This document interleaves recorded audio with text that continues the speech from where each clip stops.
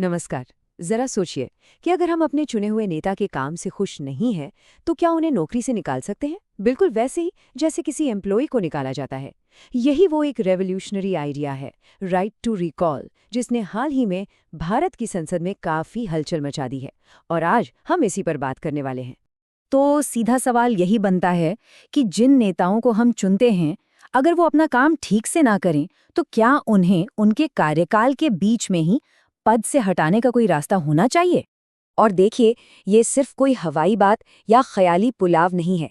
असल में भारत के एक सांसद ने हाल ही में ये मुद्दा संसद में उठाया, और बस इसके उठते ही ये एक बहुत ही गंभीर राजनीतिक बहस का मुद्दा बन गया। तो इसी के साथ चलिए अपने पहले हिस्से पर चलते हैं, एक साहसी प्रस्ताव। इसमें हम बात करेंगे उस राजनेता की जिन्होंने इस आइडिया को आगे बढ़ाया, यानी राघव चड्ढा, और उस कॉन्सेप्ट को भी समझेंगे जिसकी वो वकालत कर रहे हैं, राइट टू रिकॉल। तो इस पूरी बहस के सेंटर में है सांसद राघव चड्ढा। उन्होंने ही राइट टू रिकॉल के कॉन्सेप्ट को चैंपियन किया है। अब ये एक ऐसा कदम है जिसे कई लोग काफी बोल्ड मान रहे हैं। क्यों? क्योंकि ये सीधे सीधे एस्टैब्लिश नेताओं की सत्ता को चैलेंज करता है। तो आखिर ये राइट टू रिकॉल है क्या चीज? मतलब हटाने का अधिकार। सुनने में तो ये बड़ा ही पावरफुल आइडिया लगता है ना? चलिए इस कॉन्सेप्ट को थोड़ा और डीप में समझते हैं। अगर बिल्कुल आसान शब्दों में कहें तो राइट टू रिकॉल एक ऐसा सिस्टम है जो हमें नागरिकों को ये ताकत देता है कि अगर हमारा चुना हुआ रिप्रेजेंटेटिव, चाहे वो सांसद हो या विधायक, अपना काम सही से नहीं कर रहा, तो उसे 5 साल का टर्म पूरा होने से पहले ही पद से हटाया जा सके। देखिए, इस कंपैरिजन से ये कॉन्सेप्ट और भी आसान हो जाता है। ऐसे समझिए कि वोट देने का अधिकार मतलब किसी को हायर करने की, यानी काम पर रखने की पावर। तो फिर राइट टू रिकॉल क्या हुआ?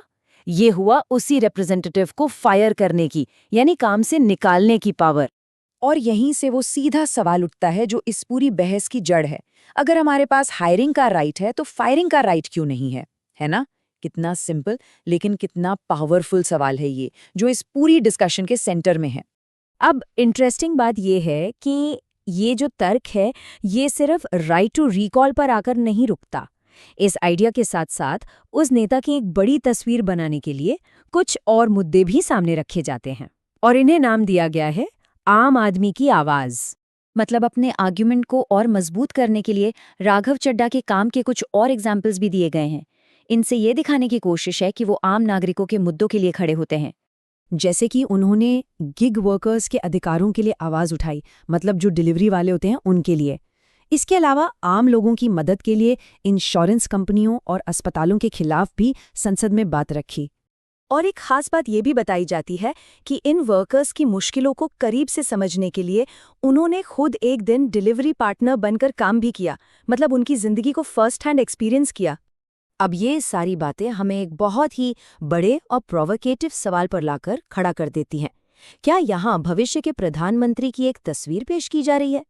जी हाँ, यहाँ पर जो सेंट्रल क्लेम है वो यही है कि राघव चड्ढा जैसे युवा नेता की ही भारत को प्रधानमंत्री के तौर पर जरूरत है। जो भी उदाहरण पहले बताए गए, उनसे यही कंक्लूजन निकाला जा रहा है। तो इस बड़े दावे के पीछे लॉजिक क्या दिया जा रहा है?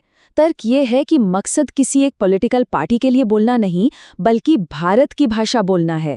सपोर्ट किसी भी ऐसे इंसान का है जो लोगों की समस्याओं को समझे और उन पर काम करे, फिर चाहे वो किसी भी पार्टी का क्यों ना हो। मतलब देश पार्टी से ऊपर है। तो कुल मिलाकर ये पूरी दलील एक व्यक्ति के राजनीतिक भविष्य के बड़े सवाल पर आकर खत्म होती है। लेकिन शायद इससे भी बड़ा और ज़रूरी सवाल हम सब के लिए ये है कि एक डेमोक्रेसी में राइट टू रिकॉल की जगह आखिर क्या होनी चाहिए? क्या ये अकाउंटेबिलिटी तय करने का एक ज़रूरी टूल है, या फिर पॉलिटिकल इंस्टेबिलिटी का एक खतरा? ये एक ऐसा सवाल है जिस पर सोचना बहुत ज़रूरी है।